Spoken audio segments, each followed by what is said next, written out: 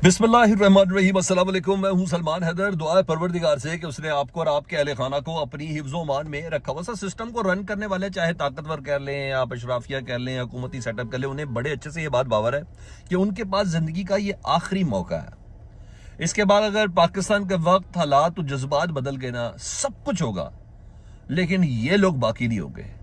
This is very much clear. और इसी वजह से एक के बाद एक ब्लफ मारने की कोशिश की जाती है। राना सनाउल्लाह साहब की शक्ल में इमरान खान साहब मुझे बनी गाला भेज दी की दरख्वास्त दे दें, सैयद तारिक फजल चौधरी साहब की शक्ल में दी जा रही है और अफनानुल्लाह साहब की शक्ल में दी जा रही है। हालांकि ऐसा कुछ भी नहीं, क्योंकि जब जब पाकिस्तान तहरीक इंसाफ कहीं से पावर पकड़ती है, जिस तरह अभी सुहेल आफरीदी ने उस मायूसी को ख़त्म किया पाकिस्तान तहरीक इंसाफ, तब ये बातें आती हैं।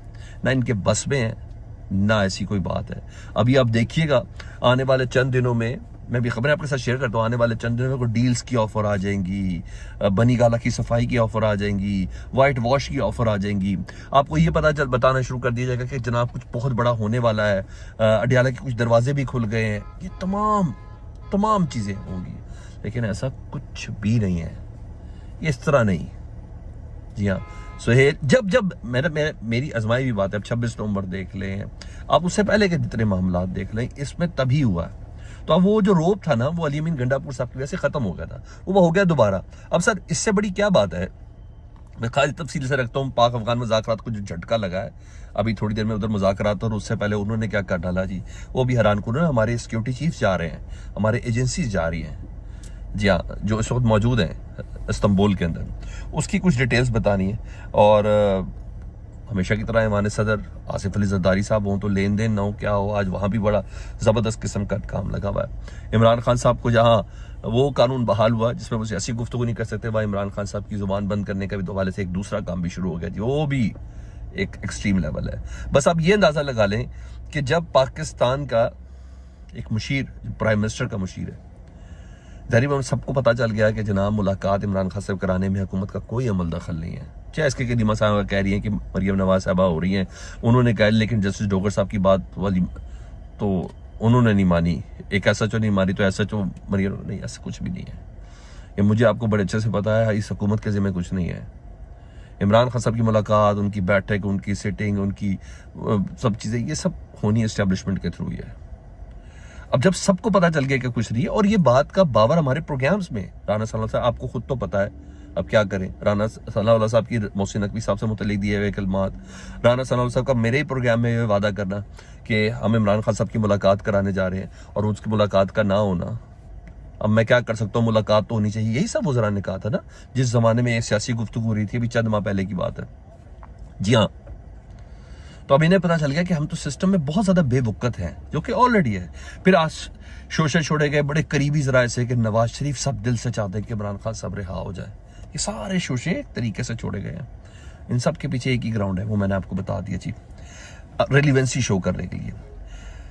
पाकिस्तान का मुशीर जो है वो ये कह रहा हो राना सनाउल्लाह साहब की शक्ल में कि हाई कोर्ट का जो लार्जर बेंच है ना, जो हुक्म दिया था, उस पर अमल इसलिए नहीं हुआ क्योंकि हुकूमत के मुशीर राना सनाउल्लाह साहब कहते हैं क्योंकि सुहेल आफरीदी को उसकी औकात बतानी थी। यार ये कह रहे हैं, उन्हें किस लिए हमने अमल नहीं किया हाई कोर्ट के ऑर्डर पे, क्योंकि बताना था, दिखाना जरूरी था कि भाई हवा में ना उड़ो, पाँव जमीन पे रखो, कैसी बात करो। तो चौकटे पे लाया, याद है मैं बड़ा लफ्ज इस्तेमाल कर रहा था, ये राना साहब ने नहीं किया। राना साहब ऐसे नहीं है, राना सनाउल्लाह ऐसे नहीं है। मैं आपको बता नहीं रहा था कि एक ना प्रैक्टिस है और बिस्त करना है, तो बेसिकली अपने तई सुहेल आफरीदी साहब को बिस्त करने की कोशिश की, मगर वो भी, उसकी भी किस्मत एक दूसरी है ना सर। वो कल उसने 4 सदा में बता दिया, आज वो अमन जरगे में बता रहा है, जो पब्लिक गैदरिंग उधर सीन बन चुका है, वो आपको फैसला लेके आज बताएगा वो क्या चीज़ है। तो जब ये सिस्टम चलो तो फिर आप बंदा क्या करे।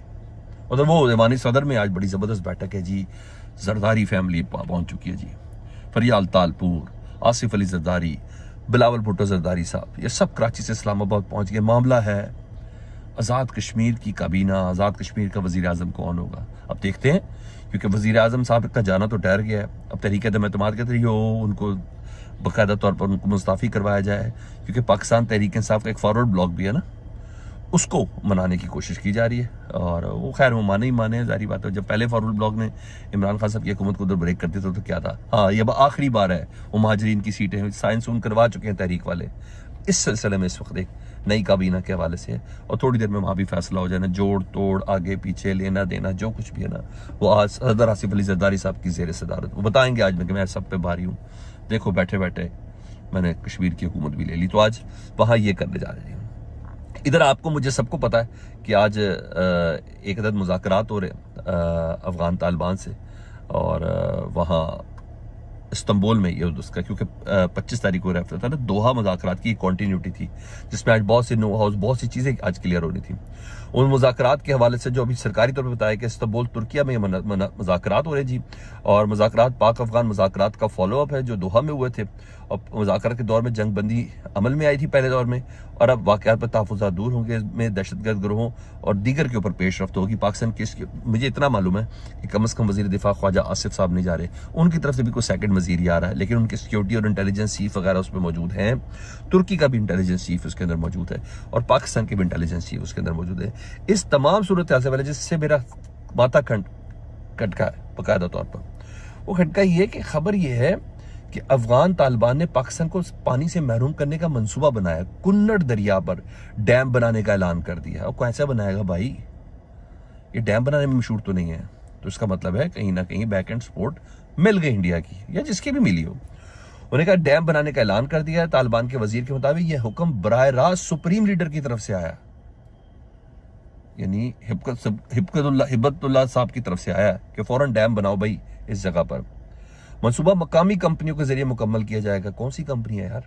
खैबर पख्तूनख्वा पंजाब पानी की शदीद किल्लत का शिकार हो सकते हैं। पाक अफगान ताल्लुकात में मजीद कशीदगी का खदशा है।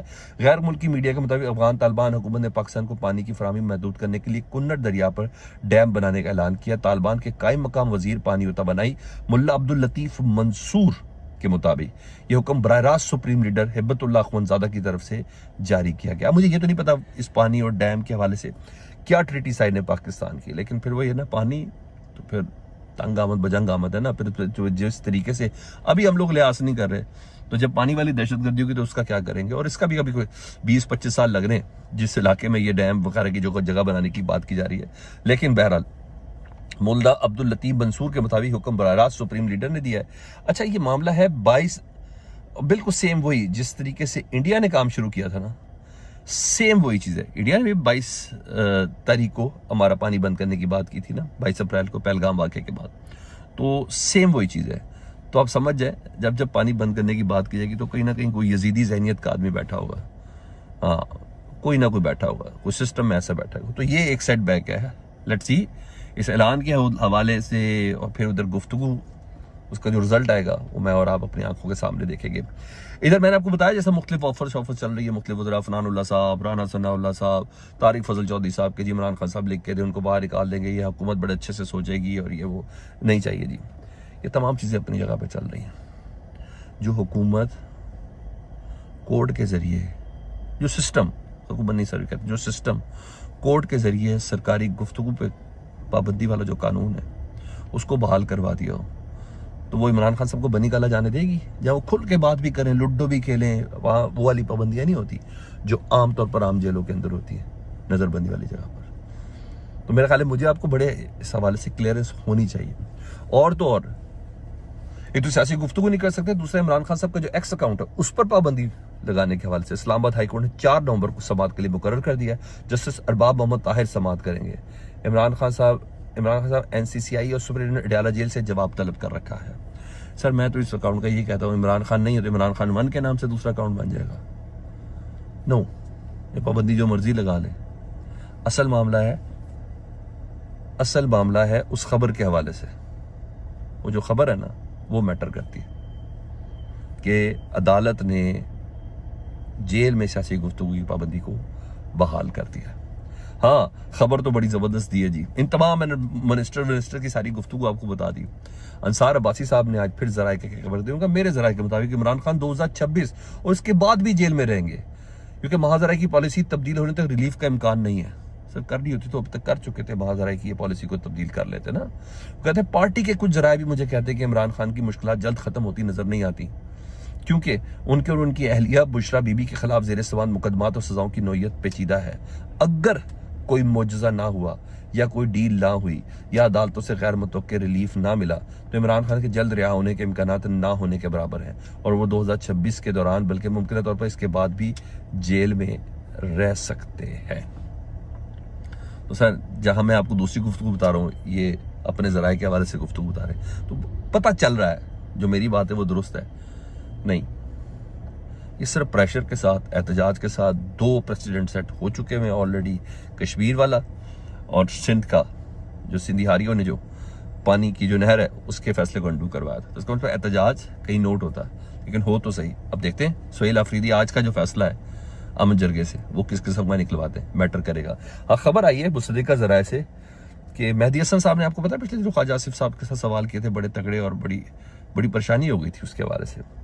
पता है हुकूमती अहम वज़ीर ने बैनुल-अक़वामी मीडिया से नुमाइंदे के साथ तयशुदा आखिरी लम्हात में इंटरव्यू कैंसिल कर दिया है कि कहीं मेहदी हसन जैसे सवाल ही ना कर लें। सारी बातें बोलने को कुछ है ही नहीं।